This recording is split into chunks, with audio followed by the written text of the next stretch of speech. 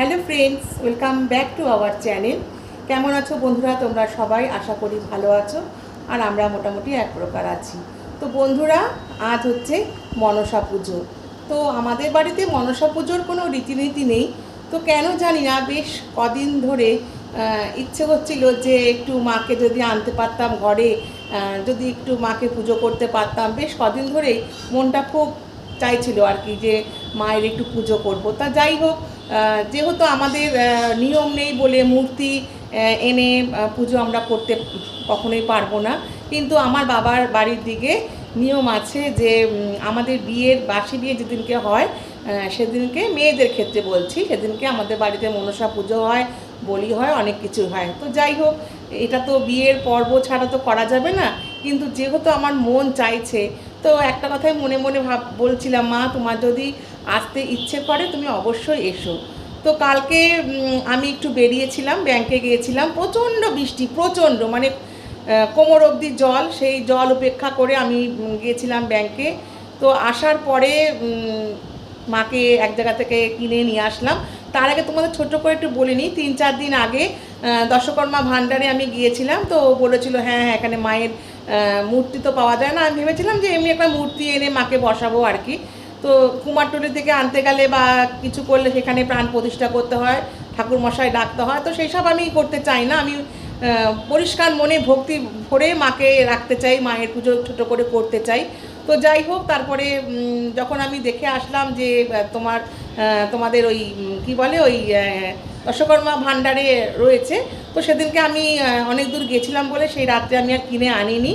আর আমি এছাড়া একজনকে গড়িয়াতে মেট্রো থেকে নামার পরে একজনকে বলেছিলাম যে ছোট যদি কোনো মূর্তি পাওয়া যায়, ছোট্ট মানে অনেকে বিক্রি করে না, তা ওই দাদা আমার ফোন নাম্বার রেখেছিলেন। তো আমি ওয়েট করছিলাম যে যদি আমাকে ফোন করে তাহলে ওনার কাছ থেকেই নিয়ে আসবো। তো উনি তো কোনো ফোন করলেন না।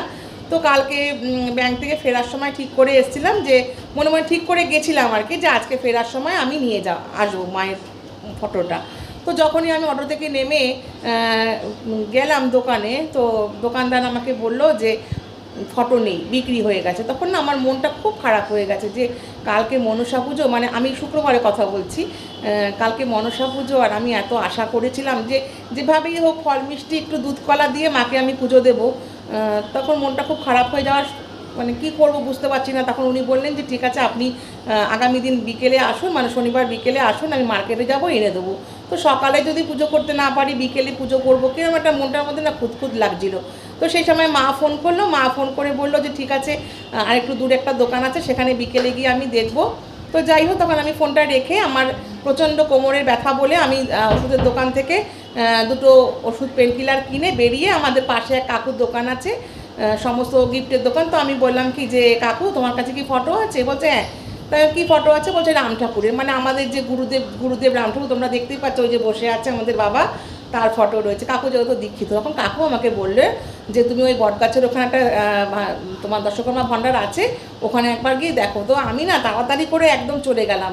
গিয়েই না আগে জিজ্ঞেস করলাম কি দাদা, আপনাদের কাছে একটা ফটো পাওয়া যাবে মা মনসা? তখন উনিও ব্যস্ত ছিল, যেহেতু পুজো, সবাই জিনিসপত্র নিচ্ছে। তখন উনি বলে একটু ওয়েট করো, আমি দেখে দিচ্ছি। তারপরে সাথে সাথে মায়ের খুব সুন্দর একটা ফটো আমাকে দিল, আমি সেটা কিনে নিয়ে আসলাম। যা দাম বলেছে আমি তাই দিয়ে নিয়ে এসেছি।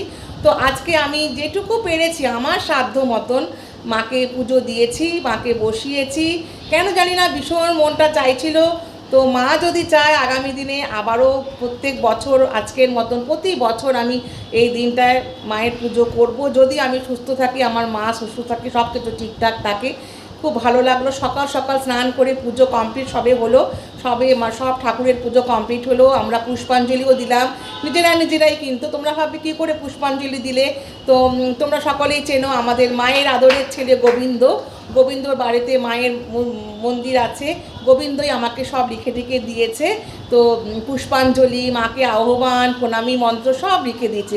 তো ভক্তি ভরে আজকে মায়ের পুজো করলাম, ভীষণ ভালো লাগলো। মা তুমি সকলকে ভালো রেখো, সুস্থ রেখো। তো বন্ধুরা, মাঝে মাঝে আমাদের এখন মানে বয়সের যেই পর্যায়ে চলে গেছি না, পরনিন্দা পরচর্চা না করে আমার মনে হয় একটু ঠাকুর দেবতা নিয়ে থাকলে না প্রত্যেকের ভালো লাগে। আর এটা তো খারাপ জিনিস নয়, তাই না? তো আমি বলবো যে তোমরা সকলেই একমতে চলো, পরনিন্দা পরচর্চার মধ্যে কেউ যেও না।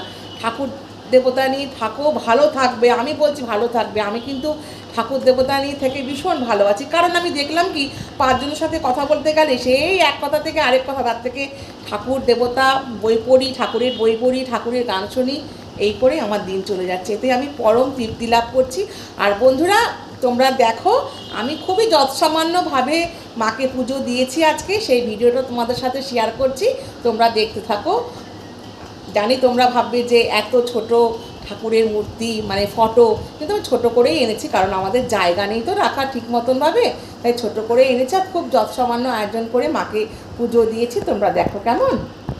মাকে আমি লাল শালু কাপড়ের ওপর সুন্দর করে বসিয়েছি, জবা ফুলের মালা দিয়েছি, মা পান সুপারি আতপ চাল পছন্দ করে সব দিয়েছি, অল্প দুধ কলাও দিয়েছি, যতটুকু পেরেছি মাকে ভোগ দিয়েছি, 5 রকম ফল দিয়েছি, মিষ্টি দিয়েছি। তার সাথে আমার গুরুদেব জয় বাবা লোকনাথ, ভোলানাথ বাবা, অন্নপূর্ণা মা, মা লক্ষ্মী, মহন্ত মহারাজ বাবা যারা আছেন তাদেরকেও আমি বাটাতে অল্প প্রসাদ দিয়েছি। আমার সাধ্য মতো আজকে আমি মা মনসার পুজো দিলাম বন্ধুরা। আশা করি তোমাদের ভালো লাগবে হয়তো।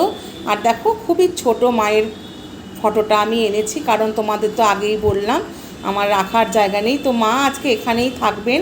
কালকে যখন মা পুজো করবে তখন মাকে সিংহাসনের ওপরে আমাদের তাক করা আছে, ওখানে মাকে বসানো হবে। তো একটা কথাই বলবো, মা তুমি সকলকে দেখো, ভালো রেখো, সুস্থ রেখো মা। আয় মা মনসার জয়।